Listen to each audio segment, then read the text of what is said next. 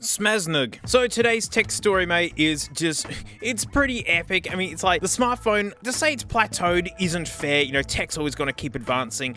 But mate, the 2010s were just insane for smartphones. My relationship with Samsung's a lot different to like kids nowadays because, you know, I was growing up during the dot-com boom and Samsung made a lot of middling, piddling, Me Too stuff. Oh, you got a candy bar phone? Well, mate, we got a candy bar phone. Oh, you got a QWERTY? Well, mate, we got a QWERTY. Oh, full screen touch phone. Oh, we'll do it too. Yeah, the first Galaxy, I mean, this will get its own video at some point, but this really was still to the old design language of Samsung, which is just give it a lot of the same similar features, put stuff in very similar spots, and then just make it out of cheap rubbish plastic and ship it out for cheap. But Samsung phones from a design point of view didn't interest me at all until like the S6 and the Edge phones. Finally, Samsung found their own design language where you look at it and go, that's a Samsung, and not only does it look like a Samsung, it looks stinking great. That curved edges and things, so good. Well, fast forward to meme year 2016, we get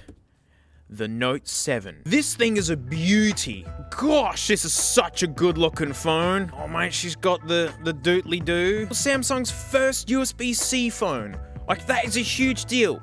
And Apple still hasn't caught up. This is such a modern size, such a modern design, even with the old school home button and everything. How cute is that, just the one camera lens, huh? When this launched and reviewers agreed, this was the best phone ever. Because, you know, great screen, great camera, great UI, great everything, but then really great fires.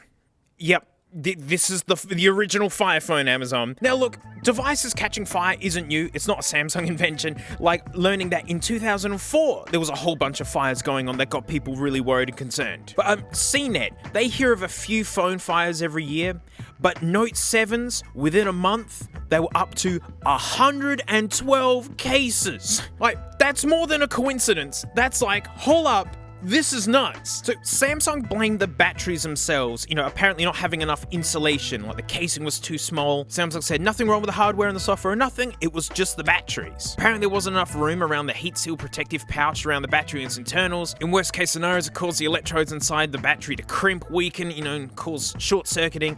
The liquid that surrounds these lithium batteries is flammable. Well, I mean, this thing is insanely thin, and the technology that was smashing into this, and battery life being a big thing, like phones nowadays, you can run them for 2 or 3 days and get away with it, but back in 2016, you're lucky to get 1 day out of your phone. So this race to smash as much into a phone was at peak at this point. And look, the first fix was really straightforward. Samsung said, oi, just hand in your Note 7 to wherever you got it, mate, and we'll swap you one which has a good battery in it, you know? Sorry about that. Here's another one, world's greatest phone, and then, you know, you can have this and you're all good. Samsung even made sure that you knew you had one with a safe battery because the little battery icon will be a different color. And this is when the drama really started, because then those safer replacement phones started overheating and catching fire all the same. But it even happened on an airplane. It was a replacement device, unplugged and powered off, complying with all the FAA guidelines and everything, still went up. Would you please keep in mind that the use of Samsung Galaxy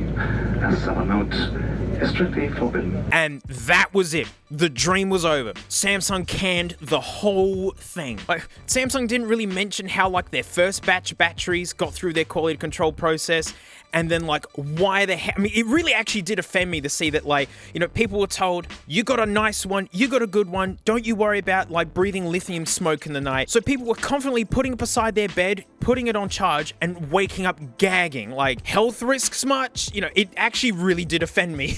It really did. Well, apparently the other batteries I was sourcing, some cells had missing insulation tape or like sharp protrusions or something. At this time, Samsung had made 2.5 million of these terrible things, and I'm allowed to call these terrible devices now. And the recall was huge. It was epic scale. And apparently 93% of them were meant to have been returned. I remember seeing on like subreddits and things that they were just Note 7 holdouts who just didn't want to give it up.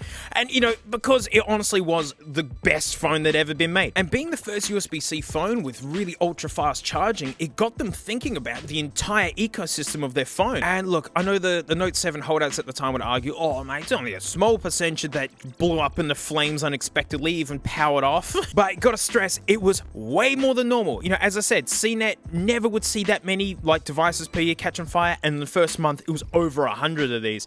And don't forget that these were brand new devices. Now imagine when they've been dropped 50 times. You know, experiencing hours of like 100% humidity in your gross gym pants. Potential ticking time bomb. Hey, speaking of potential ticking time bomb, here we are! This is a Galaxy Note 7. This is one of the few that didn't get handed back. Samsung offered a lot to get these off the streets and out of people's hands. There's no reason to own one of these anymore unless you collect freak junk like I do. Like, this lives in a metal box, let me put it that way. They did release a fan edition version, probably because they just had so many of these kicking around, they had to do something with them. I think they had like way smaller batteries. And would you believe these are really hard to get? There's not many left. There's no reason to have them anymore. And I haven't tried to turn this on yet. Telcos were like bricking these via updates or something. Like there was, I don't know what's gonna happen. So we're gonna find out right here. I hope mine hasn't been bricked. I hope I can actually use it a little bit. USB-C, she's modern. Here we go. Oh dear. Okay, I can see I've got a battery on it, so it's pulling 7 watts, which is a good start. Ooh. Okay. I mean, that's what you want to see from one of these. No battery power. Does that red light mean that it's armed? Is it gonna go up?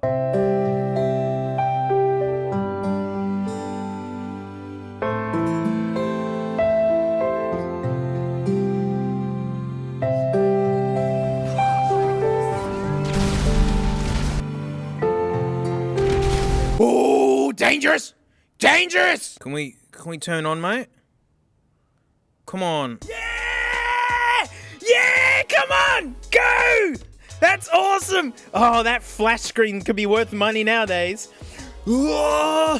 Smaznog! Oh, I love the ultra-wide screen. That's neat. Oh! Emergency! Help, I've turned on my Note 7. We're doing it. We're using a Note 7. Ooh, it's unusually warm. It's unusually warm. Man, for 2016, this screen is epic. No wonder why people really loved it. The camera. Huh? Oh, Samsung, go away! Mate, like, you know, I found this device which is like potentially destructive and dangerous, and then people are like, no, don't do it, don't get it, because it's junk, you don't need it, and I'm like, oh, but I kind of want it, and I kind of need it, because, you know, it's like, you know, it's kind of like my thing, eh? And then, like, I got it, and then, like, it turned on, and everything's seemingly okay, but, like, I'm waiting for things to go bad, and actually, this camera's actually pretty good. And like, you know, I'm in danger. I've wiped old iPhones, like for whatever purposes and things. I gotta say, the amount of pop-ups getting into this is infuriating, Samsung. I remember everyone just absolutely hating Samsung's skin of Android and just everyone just begging Samsung, just give it up, just give us raw Android. Like, just stick to hardware. Ew, Amazon's pre-installed? That's heaps gross. It's an old smartphone in it with like a really nice screen and like quite a good camera. Actually, I'm just gonna unplug this, stop charging.